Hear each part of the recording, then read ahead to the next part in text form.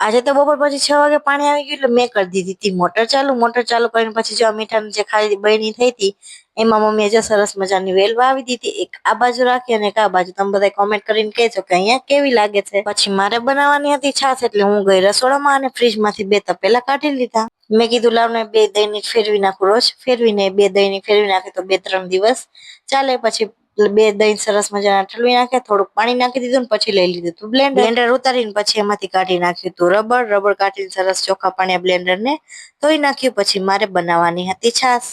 પછી મેં ફેરવવાનું પણ ચાલુ કરી દીધું હતું. થોડીક વાર બ્લેન્ડર ફેરવી તો સરસ મજાનું માખણ પણ બનીને થઈ ગયું હતું તૈયાર. પછી મેં ફ્રીજમાંથી કાઢી લીધી હતી માખણની થાળી. જોઈ લો કેટલું બધું માખણ ભેગું થઈ ગયું છે, કારણ કે હમણાં ઘી બનાવ્યું નથી એટલે એટલું બધું માખણ ભેગું થઈ ગયું છે. પછી સરસ રીતે બધું માખણ એક બાજુ કરીને મારે ઉતારવાનું હતું માખણ ઉતારીને પછી મારે બધા છોડને પાણી પણ પીવડાવવાનું હતું એટલે મેં કીધું પેલા છાશ બનાવી લઉં તો ફ્રીજમાં રાખી દઈએ તો છાશ ઠંડી થઈ જાય. છાશ બનાવીને પછી હું ગઈ બહાર જઈને પછી પેલા તો મેં ભરી લીધી હતી પાણીની ડોલ ભરીને હું ગઈ હતી ઉપર. મેં કીધું લાવ બધા છોડને પેલા પાણી પીવડાવી આવું પછી નીચે બધાને પીવડાવી દઈશ. પછી ઉપર પેલા પીવડાવ્યા પછી મારે પીવડાવવાના હતા નીચે.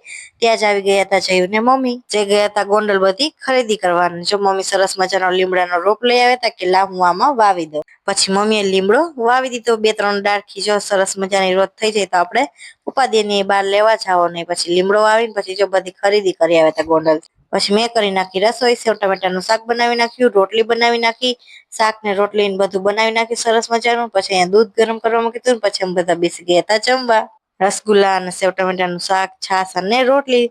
વિડીયો ગમ્યો હોય તો લાઈક કરી દેજો. મોર મિની વ્લોગ્સ જોવા માટે ચેનલને કરી દેજો સબસ્ક્રાઇબ. ફટાફટ બધા સબસ્ક્રાઇબ કરી નાખજો.